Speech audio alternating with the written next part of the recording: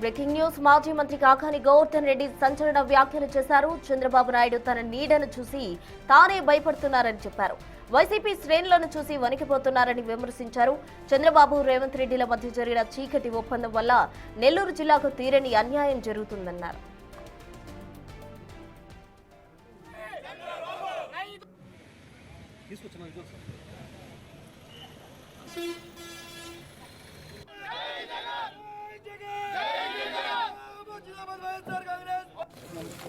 రాయలసీమ ఎత్తిపోతల పథకం వల్ల సోమశిల, కండలేరు జలాశయాల నీరు తరలిపోతే లక్షల ఎకరాలు ఎండిపోతాయని ఆయన ఆందోళన వ్యక్తం చేశారు.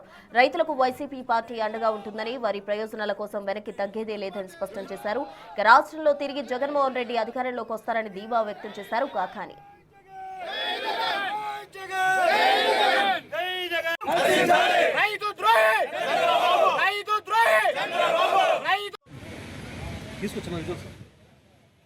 పోలీసులు పెట్టి చంద్రబాబు ఉలికి పడుతున్నాడు.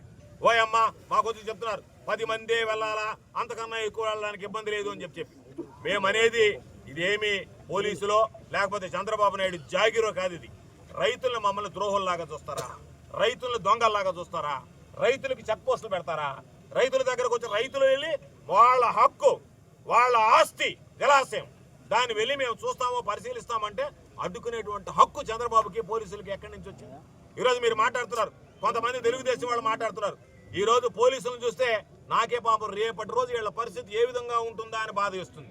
అటువంటి పరిస్థితుల్లో ఇప్పటికే మీకు ఊడిగం చేస్తుంటే పోలీసులు మీరు చెప్పిన పనల్లా చేస్తుంటే ఇంకా మాకు పని చేయలేదు, ఎవరు అధికారంలో ఉన్నాము అంటే పోలీసులు వాళ్ళ ఉద్యోగాలు, వాళ్ళ కుటుంబ భవిష్యత్తుని తనఖా పెట్టి చంద్రబాబు నాయుడుకి ఈరోజు పనిచేస్తున్నారు. అయినా సరే ఈ ప్రభుత్వం ఈరోజు ఇంకా మాకు పోలీసులు పనిచేయడం లేదు అని అంటున్నారు. కాబట్టి ఖచ్చితంగా ఎవరైతే అతిగా ప్రవర్తిస్తున్నారో, మితిమీరి ప్రవర్తిస్తున్నారో, పోలీసులు అత్యుత్సాహం చూపిస్తున్నారో వాళ్ళెవరిని కూడా గుర్తుపెట్టుకుంటాం, విడిచిపెట్టేటువంటి పరిస్థితి ఉండదు. కాబట్టి నిద్ర లేస్తే ఎవడైతే మమ్మల్ని అడ్డుకున్నాడో, ఎవరైతే మమ్మల్ని విమర్శించారో అధికారులంతా జగన్మోహన్ రెడ్డి గారు రావాలన్నా వద్దా అని చెప్పి దేవుడికి పూజలు చేయండి. తప్పనిసరిగా 2029లో ఎవరు ఎన్ని రకాలైనటువంటి ఆలోచనలు చేసినా ఈ రాష్ట్రానికి తిరిగి జగన్మోహన్ రెడ్డి గారు ముఖ్యమంత్రి మీ పరిస్థితి ఏమవుతుందో ఒక్కసారి ఊహించుకోండి. మీ పరిస్థితుల గురించి మీరు ఆలోచన చేసుకోండి.